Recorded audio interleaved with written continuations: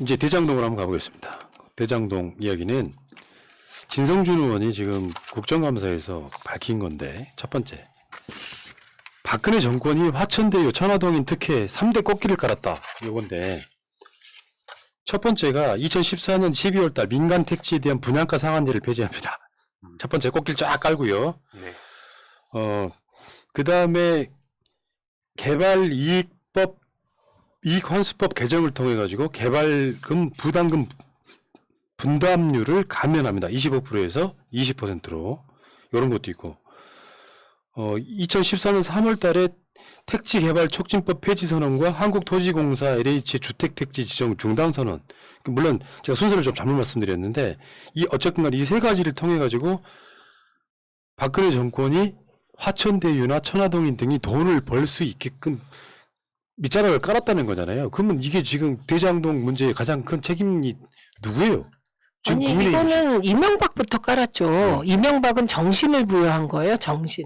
이명박 때 LH공사 사장이 거기 현대건설 출신이에요. 그래서 민간이 하려고 하는 일을 이 LH공사 뛰어들지 마라. 이런 지침을 내렸어요. 그리고 사실 그 방송장악도 보면 이명박 방송장악을 그대로 박근혜가 이었잖아요. 네. 이거 똑같았던 거예요. 이명박이 그렇게 정신으로 실제로 인사로 뭐로 해놓으면 박근혜 정부 넘어와서 이게 준비해서 법제화되는 거죠.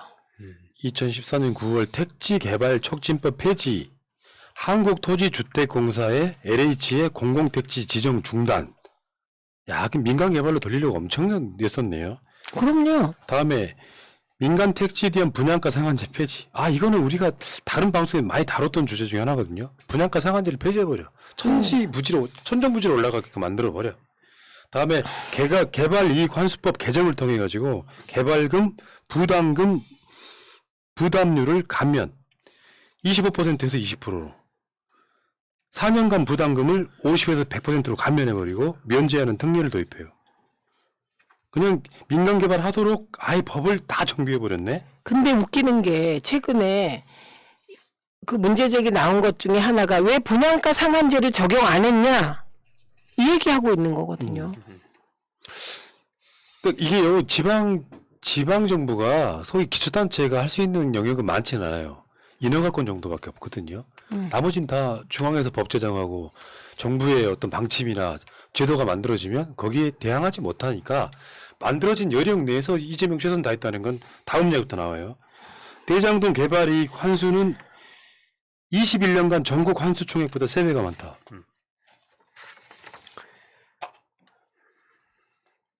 2000년 7월 도시개발법 시행 후에 지난 21년간 전국의 도시개발사업 완료 241건 중 개발 부담금이 징수된 사업은 10건이었는데 개발 부담금 징수 총액이 1768억 원이었어요. 이재명이 환수한 돈은 5503억이란 말이에요. 그러면은 이게 딱 맞잖아요. 역대 도시개발 사업 환수 총액 대장동이 3분의 1밖에 안 돼. 얼마나 대단한 사업인지. 그래서 당군 이래 최대 환수 사업이라고 그랬잖아요. 네. 근데 그 심상정 의원이 그 민관 합동 방식으로 개발된 곳 중에 성남시가 환수한 게 제일 적다 이런 얘기 오늘 했거든요. 가짜뉴스. 자료 좀 내십시오. 자료. 저는 깜짝 놀랐어요. 그거 보고. 그리고 이게 민관 합동을 한 건 처음이에요. 그래서 이게 그때 제가 기억이 나요. 이재명이라는 사람이 제일 먼저 각인된 게 뭔지 아세요? 모라토리움 탁 선언했을 때예요. 그 성남시에. 그래서 다들 관심을 갖게 됐고 그 다음에 뭐 여러 개가 있었는데 그 중에 이 2015년 이때쯤 되면 언론 찾아보면 그때 이게 민간협동 개발에 막 그 모범 타입처럼 막 보도되고 칭찬했던 거거든요, 이게. 그래서 이게 최초였어요. 그러니까 그 이후에 이 비슷한 개발이 진행되고 있는데 그걸 성과로 묶어서, 왜냐면 이 사업도 아직 다 끝나지 않았거든요. 성과로 묶어서 비교할 대상이 뭐가 있는지부터 묻고 싶어요. 저는 정의당 얘기가 나온 김에 진짜 아쉬우면서 참 정치 편하게 하려고 한다 생각이 드는 이유가 뭐냐면 결과를 가지고 이거 비판하는 거 솔직히 누가 못하겠습니까? 뭐 그러니까요. 아쉽다. 이거를 시민들이 아쉬워하는 거랑 정치인으로서 아쉬워하는 건 다른 차원이라 생각을 하고 이런 식으로 결과 가지고 그렇게 판단할 거면 결국엔 한 걸음 더 걸어가지 말자는 거잖아요. 그럼 아예 한 걸음도 못 걸어가자는 얘기를 어떻게 정의당에서 하는지 예. 유연한 사고 자체가 없어진 것 같습니다. 새날 안 봐서 그래. 그러니까요. 새날 보세요. 우리 심상 정의당 분들은 새날 좀 모시고요. 경기도가 대장동은 성남시장 때 얘기잖아요. 경기도가 지난해도 전국의 개발 부담금 징수 총액 4,283억 원 중에 47.7%는 경기도가 2,044억 원을 거둬들인 거예요. 요거를 이제 대통령 되면 모두 환수하겠다고 했으니까 이제 이게 이슈가 돼서 이걸로 돈 벌려고 하는 사람들이 이제 잣됐다 뭐 이런 거지. 근데 저항이 그만큼 심하다 이런 네. 얘기이기도 하죠. 네. 근데 이거는 나 이러면 안 되는데 내가 이래서 공포의 공주가 됐네. 공주. 예. 그 경기도가 이렇게 많은 거, 그 이재명 도지사가 잘한 것도 있지만 사실은 부가가치를 낼 만한 땅을 가지고 있는 게 지금 경기도밖에 없습니다. 푸나님. 그리고 서울은 거의 지금 이런 부가가치를 낼 만한 땅이 없고 재개발, 재건축 단지들이 제가 보기에는 민관 합동 개발 공영성 민영 개발하라니까 사보타지 하고 있다고 봐요. 그래서 부가가치를 낼 게 경기도밖에 사실 없어요.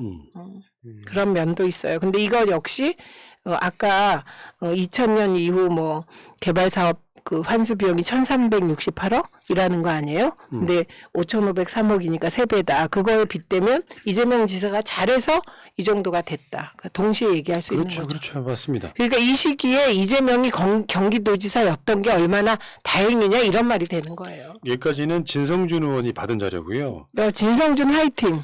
또 김윤덕 의원이 받은 자료도 있어요.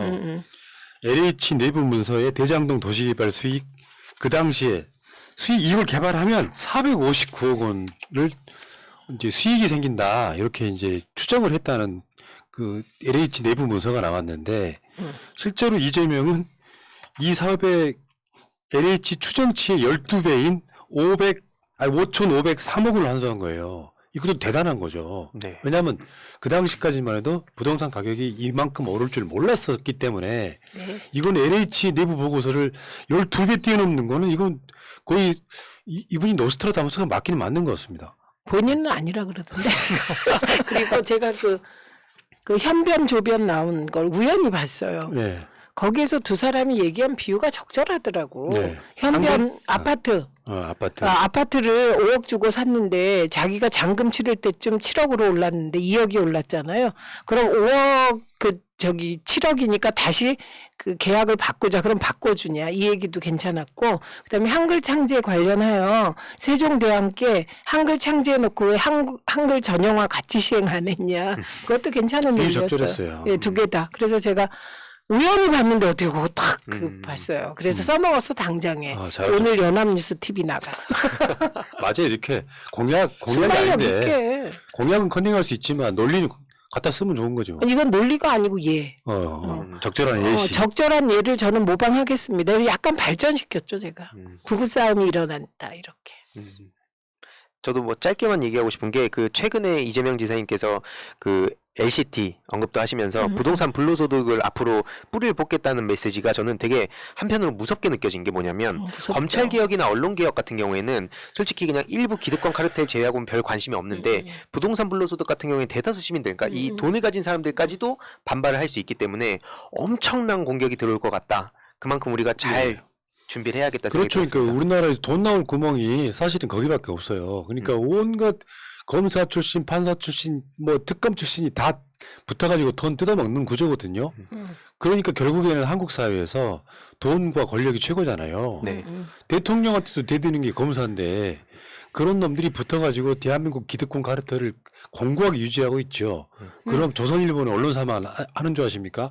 2조 5천억짜리 부동산 갖고 있어요. 다 그 카르텔에 놓여 있는데 뭘 그걸 깨려고 하면 이제 죽는 거지. 지금 죽이고 있고. 지금 이재명 죽이기의 핵심 논거가 이거예요. 그리고 무슨 저 정말 여러분 조선일보가 그런 무슨 공익 때문에 뭐 성남 시민에게 1조가 다 가야 되는데 5,500억만 가고 나머지는 김만배 씨 그쪽이 가져가서 나눠 먹었다. 그것 때문에 화내나요?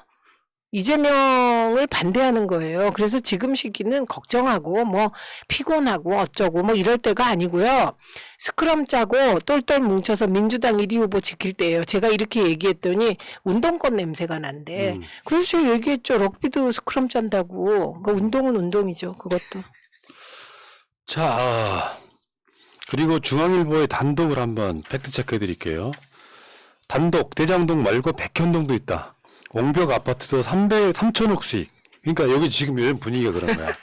뭐 다. 위례 신도시도 있고 그런데 다 빼먹었다는데 사실 이재명과 연관성 사실 없고요. 그리고 사실 이 밑자락에 뭐가 깔려 있냐면은 중앙정부가 깔려 있어요. 중앙정부의 힘이 먼저 작동을 하고 거기에서 막 최대한 저항을 하다가 그러면 너 5,500억이라도 내 먹고 개발해. 여기 이재명이 위치했단 말이에요. 그러니까 책임 소재로만 따지면은 현재 국민의힘의 전신인 박근혜나 이명박 정부한테 95%의 책임이 있는 겁니다.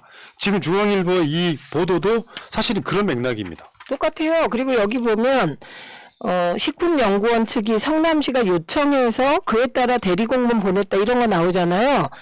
여러분 이때는 박근혜 정부 때입니다. 한국식품연구원은 박근혜 정부의 그 관계 부서가 임명한 사람이 원장입니다. 그리고 이때 그 바꿔줬다 그랬잖아요. 택지. 그 바꿔줄 때 국토부에서 공문이 내려와서 성남시에 바꿔주라 그래서 바꿔준 거예요. 그래서 이것도 사라졌어요. 하루 만에. 왜냐면 그 자료를 금방 제시해서. 그러니까 지금 위례 가지고 또 뭐 좀 해보려고 그랬다 실패했죠. 그러니까 또 이거 얻는 거예요. 그런데 이거는 기사 자체에도 보면 뭐 용적률 풀어줬다 어쩌고 저쩌고 뭐 다 나오지만 사실은 마지막 그 기사에 답이 있어요. 보셨어요? 푸나님 여기 보시면요. 성남시의 과도한 요구로 기부 체납 조건이 R&G 센터 부지를 예정보다 늘린 8,000평. 예. 그리고 시민공원도 1만 평 조성했다잖아요. 제가 이거 깜짝 놀랐어요. 기부 체납이 이렇게 많은 경우 별로 없어요. 파도 미담만 나온다니. 그래서 이제 파파미. 파파미. 근데 여기 이재명과 연관이 있는 것처럼 이런 보도가 쏟아지니까 똥파리들 몰려가가지고 댓글을 답니다. 이재명 수사 받아야 되겠네. 근데 이재명과 연관성이 없다니까요. 계속 냄새만 풍기는 거예요. 계속. 지금 내가 봤을 때 가장 수익 본 사람 뭐 김만배는 내가 봤을 때 그냥 이렇게 하수인 느낌이고 SK나 박영수가 핵심으로 보이잖아요. 구구전화 파지도 않아 지금 언론사들이 대부분. 그거 왜 파요? 그 이재명이 했던 그 사업들에 있어서 뭔가 비리가 있는 것처럼 냄새를 풍기는데 다 팩트체크 저격당하고 꼬리 내리는 중. 봤더니 아까 말씀드린 것처럼 성남시 대장동에서 한 게 역대에서 환수한 것의 12배야. 그 8,000평. 세상에 8,000평을 R&D 센터를 기부 체납시키고 10,000평의 시민공원을 조성하고 이거 뭐 역대급이에요. 그러니까 이제 우리가 예상했던 게 그거죠. 유동규를 이재명 측근이라는 이미지화 시켜가지고 그 측근을 가지고 이제 계속 공격하는데 측근이나 많아. 어저께 나 막 JTBC 뉴스에서도 나 그런 얘기 합디다. 뭐냐면은 측근이란 말을 함부로 안 쓰겠다. 왜냐하면 측근이라고 바라보는 게 악의적으로 쓰이기 때문에 측근이란 표현을 쓰지 않겠다. 측근이라고 보는 거 사람마다 다를 수 있잖아요. 그렇죠. 그런 부분을 측근인 것처럼 냄새를 풍겨가지고 자꾸 근데 그 측근이라고 하는 사람이 또 이재명하고 관계가 안 좋은 것도 많이 있어요. 증명되는 것들이 있는데 이재명하고 유동규가 찍은 사진이 몇 장이냐 이런 보도가 잡혀있다고. 핵심 뭐냐? 유동규가 이재명한테 돈을 갖다 바쳤다라든지 이걸 파내야 되는 거지. 아니 여러분 문재인 대통령하고 진짜 측근들 그 문재인 대통령하고 이해찬 대표하고 사진 찍은 거 돌아다니는 거 봤어요? 문재인 대통령하고 양정철 비서관 사진 찍은 거 돌아다니는 거 봤냐고. 그리고 제가 이재명의 최측근 알려드릴게요. 이재명의 최측근은 정성호 의원이에요. 근데 이재명과 정성호 의원이 사진 찍은 거 돌아다니는 거 봤냐고. 그리고 요즘 최측근은 김남국이에요. 그림자 수행. 그런데 이재명 지사가 굳이 김남국한테 옆에 서라.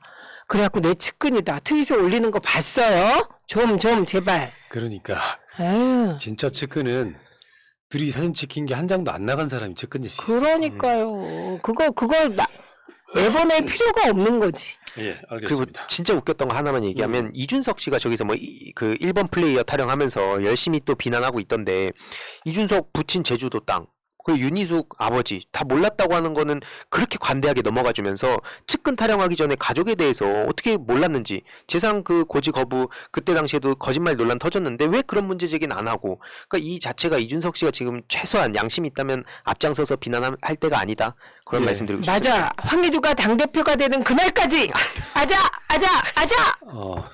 무슨 말씀이세요? 네. 하기 싫다잖아요.